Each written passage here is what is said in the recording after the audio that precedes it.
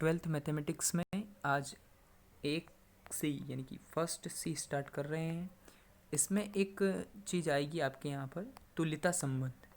तो ये तुल्यता संबंध के बारे में बता दें कि अभी तक हमने जो संबंध पढ़े हैं, सम्मित, संक्रामक, स्वतुल्य, ये तीनों संबंध यदि आ जाते हैं, तीनों संबंध एक लागू हो जाते हैं किसी क्वेश्चन में, तो उसे हम कहेंगे तुल्यता संबंध। ठीक है ना। तुल्यता संबंध ज्ञात करने के लिए हमें क्या क्या प्रूव करना पड़ेगा कि वो क्या होना चाहिए, स्वतुल्य होना चाहिए, सममित होना चाहिए और संक्रामक होना चाहिए। तीनों होगा तो वो क्या हो जाएगा, तुल्यता संबंध हो जाएगा। तो एक क्वेश्चन है पहला ही उसका, एक सी का, सिद्ध कीजिए कि समुच्चयों में संबंध बराबर हैं। संबंध का नाम क्या है, यानी कि दो जो सेट्स हैं, कोई भी समुच्चय मतलब सेट्स हैं, उन सेट के बीच में संबंध क्या है, बराबर का है। छोटा बराबर नहीं, बराबर है, सिर्फ बराबर। जैसे पिछली बार आर एक रिलेशन था, आर में कभी दिया था उसने कि एक्स वाई से विभाजित होता है, या एक्स 3x-4 बराबर 0, या फिर उसने कहा था कि ए लेस देन, कल किया जैसे A less than equal to B वाला, ए छोटा और बराबर, पर आज कहा है कि बराबर है। तो तुल्यता संबंध है, ऐसा सिद्ध करना है। तो ऐसे क्वेश्चन में अपने को तीनों चीज़ बतानी है। स्वतुल्य के लिए मान लेंगे कि पहले तो एक सेट एस मान लेंगे, पर उसने कहा है कि संबंध का ही का है, बराबर का है, तो हमने एक सेट लिया एस। तो ये दोनों क्या है, आपस में दो सेट एस एस बराबर हैं, बराबर के लिए कर रहे हैं, तो एस बराबर क्या लिख देंगे, एस लिखेंगे। और ये बराबर है मतलब किसको बिलोंग, एस कहाँ से लिया हमने, कैपिटल एस से, तो एस कॉमा एस किसको बिलोंग करेगा, कैपिटल आर को, क्योंकि दोनों एस क्या है, आपस में बराबर है। अगर ये दोनों एस आर को बिलोंग कर रहे हैं तो इसका मतलब आर क्या है, स्वतुल्य है। ठीक है ना। या ये एक चीज़ भी ध्यान रखें आप कि एस स्वतुल्य में एक सेट लेते हैं, सम्मित में 2 लेते हैं और संक्रामक में 3 लेते हैं। तो जब मैं कह रहा हूँ कि एस वन भी नाम देते थे तो कोई दिक्कत नहीं आता, कि यदि S1 S2 के बराबर है, S1 S2 के बराबर है, तो S2 भी S1 के बराबर होगा, इस प्रकार से, क्योंकि वो खुद के बराबर है, और खुद के बराबर हैं तो वो किसको बिलोंग करेगा, आर को बिलोंग करेगा, तो क्या कह देंगे हम, स्वतुल्य है। सम्मित के लिए करेंगे तो हमने 2 सेट्स ले लिए, एक एस ले लिया और एक टी ले लिया, तो हमने लिखा कि एस किसके बराबर, टी के।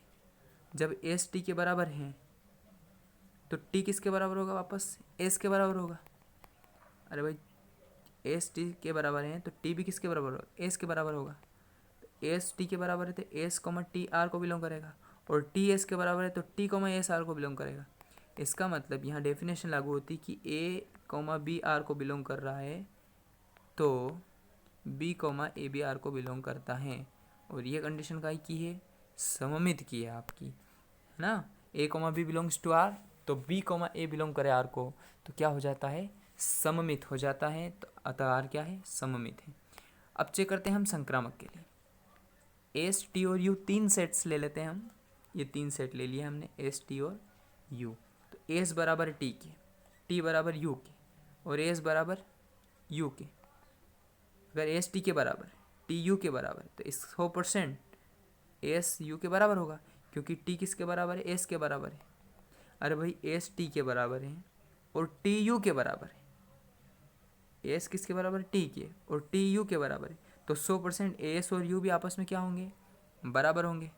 जहाँ एस टी यू हमने ए से लिए हैं, कैपिटल ए से।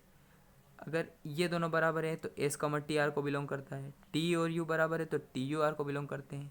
तो अगर ये दोनों आर को बिलोंग करते हैं और एस यू भी आर को बिलोंग करता है, यानी कि आपकी कंडीशन कौन सी लागू हुई कि A comma B belongs to R, B comma C belongs to R, तो ए कॉमा सी भी बिलोंग करे आर को, तो क्या हो जाएगा, वो संक्रामक हो जाएगा। और ये सम्मित, स्वतुल्य, संक्रामक तीनों हैं, इसलिए क्या है, ये एक तुल्यता संबंध है। ऐसे करना है आपको। ये क्वेश्चन आपको अच्छे से कर लेना। इसका एग्जाम्पल फर्स्ट करें आप, फर्स्ट सी के जस्ट पहले, एक सी के जस्ट पहले एग्जाम्पल फर्स्ट करें आप। ठीक है। तो हम सममित, संक्रामक, स्वतुल्य, इकाई, सार्वत्रिक गुणन जो भी हमने सीखा है इस चैप्टर के अंदर, वो आप अच्छे से रिवाइज कर लें। और अब स्टार्ट करते हैं इसी का चैप्टर सेकेंड। इसी का मतलब संबंध और फलन के 3 भाग हैं। पहला भाग हमने ख़त्म कर दिया है, अब आज स्टार्ट करेंगे हम जो है सेकेंड भाग इसका। उसमें भी संबंध वाला मामला है कि जो हमने 11 से रिलेटिव है, आज तो 11 से रिलेटिव रहेगा कि पूरा हमने प्रांत, परिसर और आर बनाना 11th में सीख चुके हैं हम कि एक समुच्चय है कैपिटल ए बराबर 2 3 4 5 6 7 8 9 द्वारा परिभाषित संबंध आर है। आर कैसा है? एक्स कोमा वाई है, और एक्स कोमा वाई, एक्स कहाँ से आ रहा है? ए में से, और वाई भी कहाँ से आ रहा है? ए में से, मतलब वो एक्स और वाई यहाँ से लेना है हमें।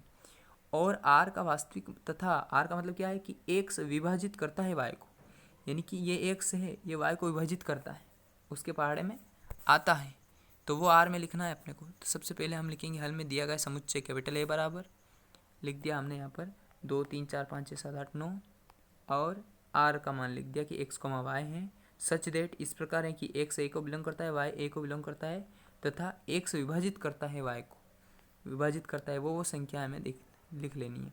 मान लो हमने यहाँ से पहले 2 लिया, तो इसी ए में हम देखते हैं पहले क्या लिया मैंने? 2।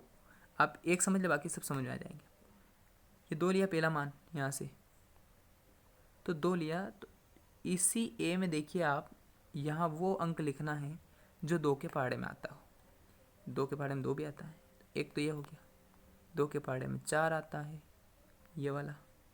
फिर 2 के पहाड़े में 6, तो 2,6 लिखेंगे। फिर 2 के पहाड़े में 8, तो 2,8 लिखेंगे। तो इसी प्रकार से हमें आर बनाना है, जैसा कि यहाँ बना हुआ है 2 2 2 4 2 6 2 8। अब अगला अंक लिया हमने 3, तो 3 के पहाड़े में 3 आता है, 6 आता है, 9 आता है, इसमें से ही देखना है ना। 4 लेंगे तो 4 के पहाड़े में 8 आता है, और 4,4 भी। उसके बाद क्या है? 5 है, तो 5 के पहाड़े में सिर्फ 5 आता है, तो यहाँ लिखेंगे 5,5 लिखेंगे बस। 6 के पहाड़े में 6 आता है, 7 के पहाड़े में 7 आता है, इसमें संख्या में से 8 में 8 और 9 में 9। विभाजित करने का मतलब उसने कहा ना कि एक्स वाई को विभाजित करता है, मतलब आगे वाला अंक पीछे वाले को विभाजित करना चाहिए। ये आर बनाने के बाद हमने 11th में ये भी सीखा था कि प्रांत किसे कहते हैं। आगे वाले अंक आपके प्रांत है, पीछे वाले आपके परिसर है। तो आगे वाले अंक कौन है? तो 2 हैं, यहाँ भी 2 है, सब जगह 2 है, तो सब 2 कौन लिखना है? 1 2 को। 2 के बाद 3 है, 3 के बाद 4 है, 4 के बाद 5 है, 6 है, 7 है, 8 है और 9 है।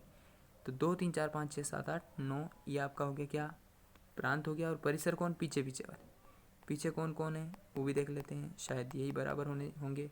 2 हैं, 4 हैं, 3 भी है पीछे, 6 भी है, 8 भी है, 9 भी है, फिर 4 है यहाँ पर।